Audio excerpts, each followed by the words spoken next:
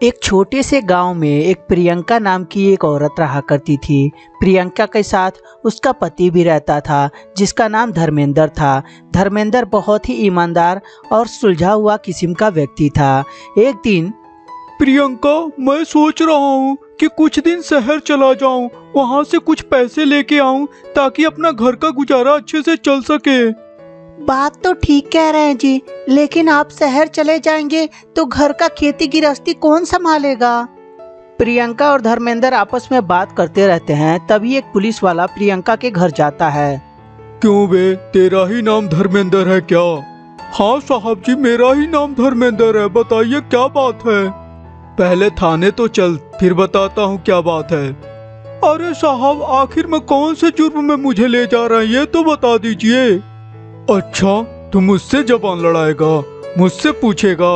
अभी तेरे को बताता हूँ। इतना कहने के बाद पुलिस वाला धर्मेंद्र को पकड़कर जेल में बंद कर देता है और तभी धर्मेंद्र बोलता है, अरे साहब, अब तो बता दीजिए मुझे क्यों बंद करके रखे हैं? अच्छा, बातें तो ऐसे कर रहा है जैसे तुझे कुछ पता ही नहीं।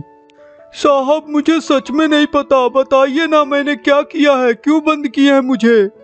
परंतु पुलिस वाला धर्मेंद्र को कुछ नहीं बताता कि आखिर में धर्मेंद्र को पुलिस वाले ने बंद करके रखा क्यों था। और तभी अचानक से धर्मेंद्र की पत्नी प्रियंका भी वहां पहुंच जाती है और पहुंच के पुलिस वाले से बोलती है, साहब जी, मेरे पति ने कुछ भी नहीं किया है, मेरे पति को छोड़ दीजिए। पुलिस वाले को पता था कि आखिर में धर्मेंद्र को क्यों बंद करके रखा है। असल में पुलिस वाला प्रियंका का दीवाना हो चुका था।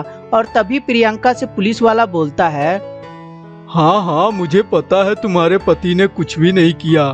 तुम एक बार बोल दी और मैंने मान भी लिया, लेकिन रिहाई के लिए कुछ ना कुछ तो देना ही पड़ेगा तुम्हें ना। प्रियंका जब इस बात को सुनती है तो पुलिस वाले से बोलती है, साहब जी, इस बार फसल भी उतना अच्छा नहीं हुआ है, तो कुछ कमाई भी नहीं हुई है, हम लोग कहाँ से पैसे दे पाएंगे? अरे पागल, तुमसे पैसे कौन मांग रहा है? अरे ये तुम्हारी जो रस भरी जवानी है, यही काफी है तुम्हारे पति के रिहाई के लिए। इस बात को जब प्रियंका सुनती है तो उसके पैरों तले जमीन खिसक जाती है और तभी बोलती है प्रियंका, ये कैसी बात कर रहे हैं साहब? मेरी शादी हो चुकी है, मेरे पति हैं, मैं अपने पति के अलावा और किसी को अपने शरीर को नहीं दे सकती हूँ, और ऐसी बात आप सोच भी कैसे सकते हैं? इस बात को सुनकर पुलिस वाला एकदम गुस्से में आ जाता है और बोलता है, ओए लड़की, क्या बात कर रही है? तुझे समझ में भी आ रहा है? मैं इस थाने का इंचार्ज हूँ, इंचार्ज। 1 मिनट भी नहीं लगेगा, तेरे पति को ऐसे ऐसे धारा लगाऊंगा कि तेरा पति जिंदगी में कभी जेल से बाहर नहीं आ सकता।